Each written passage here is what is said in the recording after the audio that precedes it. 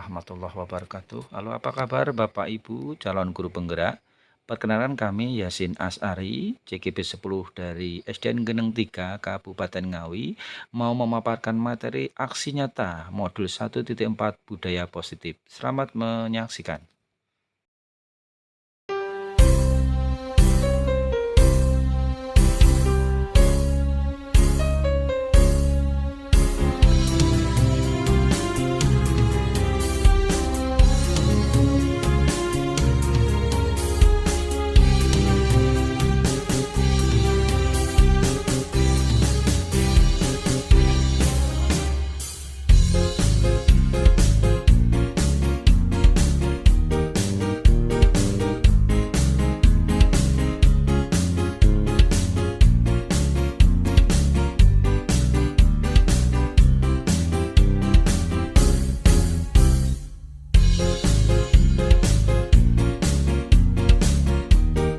Untuk acara selanjutnya, penyampaian materi yang akan disampaikan oleh beliau Bapak Yasin As'ari.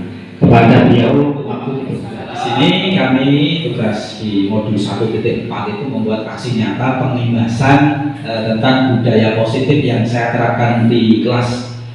Menurut asumsi saya, agar apa? Nanti kita bisa mengetahui aksi nyata yang kita laksanakan, karena aksi nyata nanti imbasnya ke sekolah, ke kelas-kelas yang lain. Nah, aksi nyata atau budaya positif ini yang pertama adalah pembuatan kesepakatan kelas. Ini biasanya sudah diterapkan Bu Amin ketika mengajar nih, tadi kan, ayo kita bangun kesepakatan. Kesepakatannya apa sekarang? Ternyata kesepakatan kelas itu mulai di Guru Merdeka ini setiap pembelajaran harus mempunyai kesepakatan kelas masing-masing. Jadi kesepakatan saya sama Pak Farm ketika mengajar itu boleh berbeda.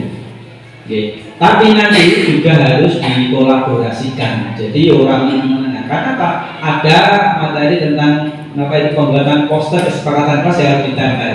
Kesepakatan kelas bersama Pak Yasin, bersama Pak Agung, bersama Pak Hendri. Namanya kesepakatan kelas, karena itu menunjukkan budaya positif di dalam kelas. Jadi budaya positif di sekolah adalah, ini pengertiannya, nilai atau keyakinan. Kalau dalam bahasa LMS itu keyakinan atau kebiasaan di sekolah yang berpihak kepada murid. Ya. Agar apa? Agar murid dapat berkembang menjadi pribadi yang kritis, penuh hormat dan bertanggung jawab. Karena Pak, kesepakatan 3 bareng-bareng biar anak melaksanakan ada rasa tanggung jawab. Ketika melanggar ini berarti kamu melanggar kesepakatan kelas. Apa restitusinya? Bukan hukuman. Karena tadi sudah melanggar kesepakatan kelasnya. Filosofinya pembiasaan ini, praktek ini sesuai dengan filosofi pendidikan Ki Hajar Dewantara yang sudah saya sebutkan tadi, menuntun segala kekuatan kodrat yang ada pada anak. Jadi guru itu menuntun kodrat yang ada pada anak agar apa? Agar mereka sebagai manusia anggota masyarakat dapat mencapai keselamatan, kebahagiaan yang setinggi-tingginya. Jadi guru itu menuntun, sekali lagi bukan menuntut seperti apa yang diutarakan oleh Ki Hajar Dewantara. Latar belakangnya apa? Budaya asing sudah merebak melalui media massa, melalui media elektronik, melalui HP dan sebagainya. Jangan sampai budaya-budaya kita kalah dengan budaya itu. Jadi anak-anak karakter kejayaannya hilang. Itu yang dihadapkan KRD. Jadi dengan budaya positif itu merupakan upaya untuk mengatasi degradasi moral anak-anak didik kita. Karena moral yang baik tentunya akan berhasil baik terhadap prestasinya. Tapi akhlak yang kurang baik, prestasi belajarnya juga akan terganggu. Makanya harus ada budaya positif di kelas. Nah, rencananya dalam melaksanakan budaya positif diperlukan kolaborasi. Seperti visi-misi tadi sama, harus ada kolaborasi meskipun itu kesepakatan kita dengan anak. Setelah ada kesepakatan, yang pertama juga kita harus minta izin kepada ibu kepala sekolah. Ini dulu kesepakatan saya sebagai guru agama, ini kesepakatan saya sebagai guru olahraga, ini kesepakatan sebagai wali kelas. Itu harus mempunyai kesepakatan seperti itu. Dan kesepakatan sekali lagi beda dengan visi. Kalau visi itu lebih panjang waktunya, tapi kesepakatan itu bisa cepat berubah sesuai dengan siswa, ada siswa. Jadi sesuai dengan profil pelajar Pancasila. Tujuannya apa? Ini Bu, memfasilitasi murid agar dapat menyampaikan aspirasi. Kepengen itu belajar seperti apa yang diinginkan anak-anak itu.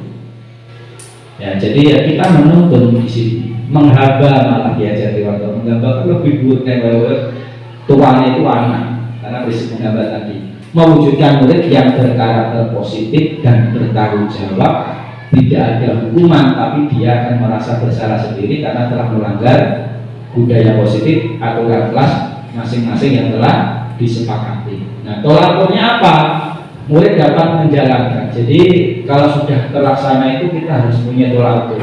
Kalau terus melanggar, berarti anak belum melaksanakan kesepakatan kelas.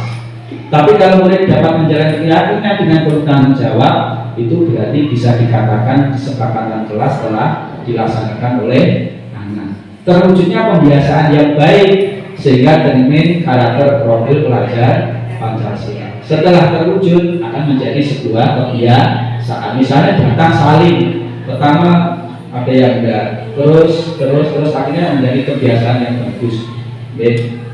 Nah, minimasi tindakan sudah saya tekan tadi, kepala sekolah mengadakan terjawab dengan anak kita, dengan warga sekolah. Warga sekolah itu orang tua wali itu juga perlu kita kasih tahu. Anak-anak mempunyai kesepakatan seperti ini. Jadi kalau melanggar berarti tidak sesuai dengan kesepakatan kelas. Jadi warga sekolah, orang tua juga harus tahu di situ. Yang jelas kesepakatan kelas itu kalau sudah saatnya merefleksi berarti harus diganti kalau kurang pas. Jadi harus ada langkahnya, harus ada refleksi dan evaluasi bersama-sama. Ya, kalau sudah bagus berarti membuat kesepakatan lagi. Kalau JR harus punya solusi, kok anak masih seperti ini. Ya, jadi harus merefleksi dan mengevaluasi. Nah, ini Bapak Ibu keyakinan kelas. Ini sebagai contoh saja. Misalnya bersikap sopan dan meminta izin kepada Bapak Guru atau Ibu Guru bila akan masuk atau keluar kelas. Ini kesepakatan ya. Coba jangan ketika ngajar langsung betul, berarti kan tidak sesuai kesepakatan. Pak, dulu aja tipis, aja buang sampah. Berarti kalau buang sampah kok wis izin, kita nggak boleh menolak karena sudah kesepakatan. Kecuali kalau anak itu metu bulus nggak nggak izin, kita tolak. Oh, berarti kamu melanggar kesepakatan kelas.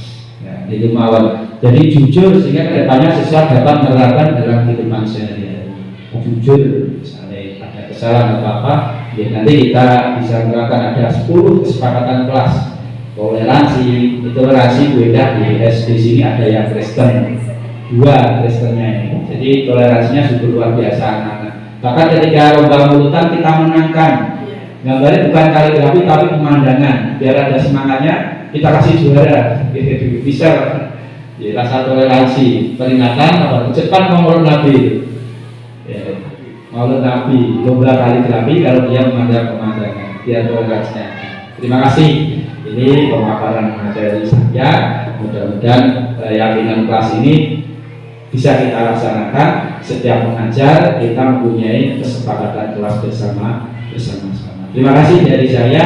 Assalamualaikum warahmatullahi wabarakatuh. Assalamualaikum warahmatullahi wabarakatuh. Saya Bu Susi, rekan mengajar dari Pak Yasin. Saya sangat merespon bagus diseminasi disiplin positif yang disampaikan oleh Pak Yasin. Semoga bisa diterapkan oleh guru dan tahu posisi kita, apakah kita sebagai pemberi hukuman, pemantau, atau manajer. Dan kita akan tahu cara menerapkan disiplin positif tersebut pada siswa. Terima kasih. Wassalamualaikum warahmatullahi wabarakatuh.